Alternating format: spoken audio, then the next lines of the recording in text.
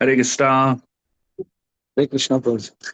We would like to welcome His Grace Yugavatar Prabhu for our morning Sangha. Yugavatar Prabhu is a very senior devotee from Raghupinath Temple, and he's one of the most wonderful sadhakas that I have ever seen. So let us hear from Yugavatar Prabhu and be inspired in our own spiritual journey. Welcome, Prabhu. Please enlighten us. Correct. Prabhuji, I just wanted to ask that whether you are going to have a separate Bhagavatam class every day, or you are this is the thing, because today Jagannath Das Babaji Maharaj's disappearance day. Therefore, I was just asking. We don't have a separate Bhagavatam class, Prabhuji. This is the only class that we Okay. have in the morning. Okay. Okay. Om Ajnanatimirandasya Jnananjana Chakshurunmilitam Yena Tasmai Shri Om Vishnu Padaya Krishna Prishtaya Bhutale Srimati Bhakti Vedanta Swami नमस्ते सरस्वती देवे गौरवाणी प्रचारिणे निर्विशेष शून्यवादी पाश्चात्य देशतारिणे जय श्री कृष्ण चैतन्य प्रभु नित्यानंद श्री अद्वैत गदाधर शिवासदि गौर भक्तवृंद. So Hare Krishna, I'm so sorry I'm not putting a tilak because I have to go to office from here directly. Uh, as all of you know that today is the disappearance day of Rasikanand Prabhu and uh, Jagannath Das Babaji Maharaj. Rather, when we are uh, in a chanting session, it's worthwhile to listen about Jagannath Das Babaji Maharaj. Srila Jagannath Das Babaji Maharaj lived for 125, one more than 140 years almost. But he he had a very unique way in which he spent the whole year. 6 months he used to spend in Navadvip, and 6 months he used to spend in Mayapur Dham. And it is, of course, the name, when there is somebody has taken Babaji initiation, we all should know that it's very difficult to understand their mood externally. So when we actually go close to them, only then we understand their mood. And of course, that is true with any devotee. We should not be judging them by their external. Like, for example, Jagannath Das Babaji Maharaj, when he used to have prasad and at Mayapur, many puppies, they used to uh, come and eat from his plate. So he had this servant called Bihari, and Bihari used to, carry him in a basket when he was more than 100-year old. And so we may feel, Arey, what is this devotee, just when some other devotee is carrying him and he is lying in his basket like this. But whenever there used to be kirtan, Jagannath Das Babaji Maharaj used to get up, jump from his basket and start dancing. So we should never judge a devotee externally. We should never try to be always judgmental whether this person is a pure devotee or not. So otherwise, people used to say, "Oh, see, he is a devotee, and he's being carried by others, he's fed by others, he's bathed by others." But it's not that he was absolutely in a helpless state. When Srila Bhaktivinoda Thakur took him to place where Lord Chaitanya was born, Yoga Pit, to confirm, he saw and he said, "Ye to amar Nimai Janma Bhumi," and he started dancing in ecstasy. So this is how Jagannath Das Babaji Maharaj was. So when those puppies used to eat from his plate, his Bihari, his servant came and he said, uh, he shooed away the puppies, and Jagannath Das Babaji Maharaj stopped eating, honoring prasad. And then when Bihari asked him, "So, Maharaj, why are you not eating?" He said, "Get those puppies back." But he said, now any one of us, can we imagine sharing our prasadam plate with a dog?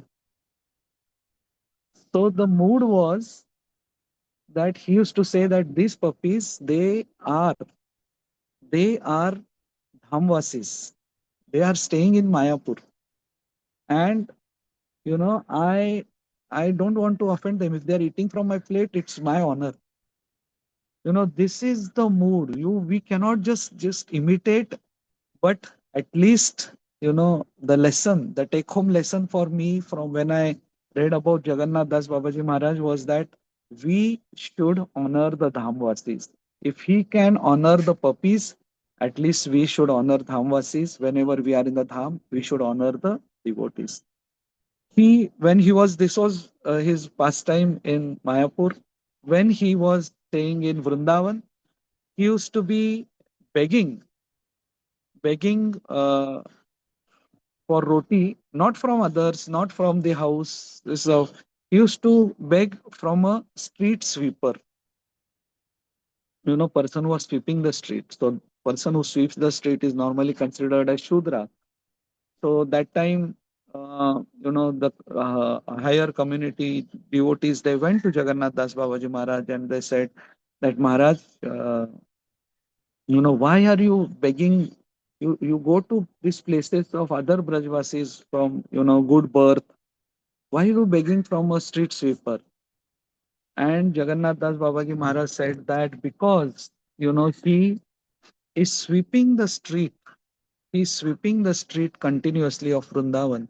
He's bathing in the dust of Vrindavan, and this each particle of dust of Vrindavan is, like what we call as the gems, the wish fulfilling gems. And he said the demigods come here to take dust from. And here he is a person who is bathing the dust, he's breathing the dust, and therefore for me, his fortune is much more greater. And I want to, you know, have Prasad Maha, what is left in his house or what is additionally cooked in his house. So, honoring a street sweeper in Vrindavan, this is this is how a mood of a devotee is. As regards his schedule is concerned, he used to chant the whole night, and then in the morning he used to offer more than 1,000 dandavats to the deities. His, diet, if we see in the month of Chaturmas, in the first month he used to eat only 4 bananas. In the second month he used to eat guavas. In the third month, uh, he used to eat only whey, that is the chas thing. And fourth month only boiled banana flowers. So, if we see the kind of austerities he used to do, we may not be able to do that, but at least we should honor prasad. We should see to it that we don't indulge too much into sense gratification. Once in a while, it's okay to, uh, do that because prasad is the only happiness in our life. Yes, but at least in our heart, we should aspire to seek for happiness which is beyond the body. Currently, what happens in our devotional life is we are, you know, doing our devotional life, and we are also indulging in sense gratification. We are, uh, you know, trying to derive happiness from both the ends. But Krishna is, he is a very autocratic lover. He wants that we fully love him. Of course, slowly, we should progress. It's not that in one day all this is possible, but as much as possible, we should see to it that we reduce the happiness which is on bodily level, and spend more and more time in activities which are on the level of the spirit which Krishna loves. And one of the activity is our morning chanting. As regards morning chanting, I always give one example. I am from this city called Satara, and in Satara, once Lata Mangeshkar had come, and Satara people, they wanted her to sing one particular song, and she didn't. And then some people, they threw some tomatoes and all those things. And then she said, because I was insulted in Satara, I will never come to Satara for doing a program here or singing. So, because she was insulted, she said that I will never come back here. I take this example for chanting. She said that, you called me to your place and you insulted me. So, when we also call out the holy names of Lord Krishna, he comes. And then we in the sense, I would say, me, some of us, me, we ignore him. If we are not chanting with full concentration, then we are ignoring him. But Lord Krishna, he doesn't behave like that. Like what Lord Lata Mangeshkar, so of course she is from Goa, and of course for any person, it is very obvious that if insulted, he doesn't go. Any human being, any normal human being. But of course, Lord Krishna, he is the Lord. So we insult him every day. We call him and we don't pay attention to him. So again, next day when we call, he comes back. That's the difference, of course, between God and humans. We, on our part, we have to take care that we don't insult the Lord. We were so much fans of Lata Mangeshwar. We felt so bad that some of our city people they insulted her. You know, that incident was so painful for the whole city. So same way we should be, taking care that when we call the Lord, He comes. He is present in the holy name. That we don't insult Him by not paying attention towards Him. He is very kind. He will come tomorrow also. But sometimes devotees they ask, they feel. I'll make this last point and then I'll stop. That my devotional service is like a one-way love. They say because what is happening is I am trying to call out for Krishna. I'm praying, but nothing is happening. So I always tell them that yes, devotional service is one-way love, but it is one-way love from Krishna's side. Previously when there were no phones and uh, communication media. So, what used to happen is boys, when they used to fall in love with some girl, they used to stand below her home almost whole evening till late night. That one, for a moment, she will come in the gallery and he will be able to see her and she will look at him. So, when we start chanting, Lord Krishna, like a one way lover, comes and stands next to us. And he waits that we will pay attention. Now, what happens is this with these one-way lovers, if one day this girl ignores him, next day again he comes. Again, third day, he keeps on coming because he has so much love. Lord Krishna has so much love for us and he wants so much that all of us go back to Godhead. So we should reciprocate with his love. And the best way of reciprocating is we pay attention, be conscious of Lord Krishna, not only during our chanting, but throughout the day.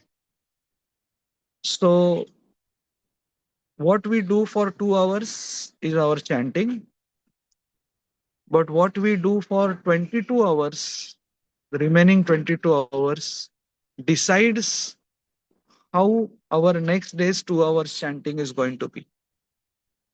So, we should not be thinking that, okay, this 2 hours, I have to just focus. No, we have to be Krishna conscious always. We need to understand that after I finish my today chanting at 8 o'clock in the morning, from 8 o'clock in the morning till next day 6 o'clock, what I do, everything, what I see, what I talk, what I think is going to get reflected in my next day's chanting. So, therefore, for this, at least for the sake of our next day's chanting, if we really want it to be nice, we should try that for the next 22 hours, we should remain Krishna conscious. That is our basic principle of course, not only for sake of chanting. That's our basic principle that always remember Krishna and never forget Krishna. So whatever we are doing, we should do it in a very, very conscious way.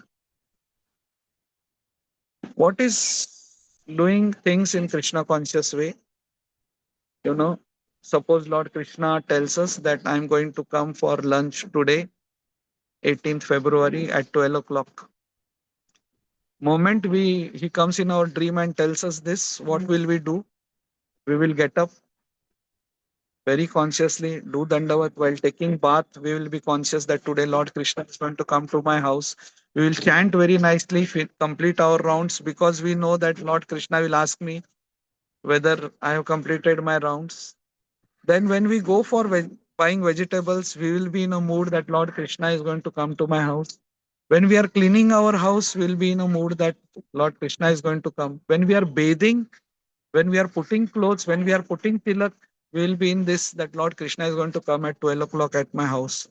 When we are cutting vegetables, cooking, when we are, preparing the bhoga, we will be in that mood. So this is what is called as remaining Krishna consciousness. So actually, Lord Krishna is coming to everyone's house to honor prasad. Only thing is we don't remain conscious of him. So if we remain conscious of him always, that will get reflected in our chanting also. Hare Krishna. Hare Krishna. Thank you very much, Prabhuji, for your beautiful reminders. As always, whatever you speak is very practical, very relevant, and very sweet. Thank you very much for joining us, Prabhuji. Thank you, Hare Prabhuji. I Krishna. know all of you chant very nicely than me, but it's just my duty. You called me, so I spoke. Otherwise, the devotees from Goa are chanting fabulously. Thank you. Hare Jai. Hare Krishna. Hare Krishna.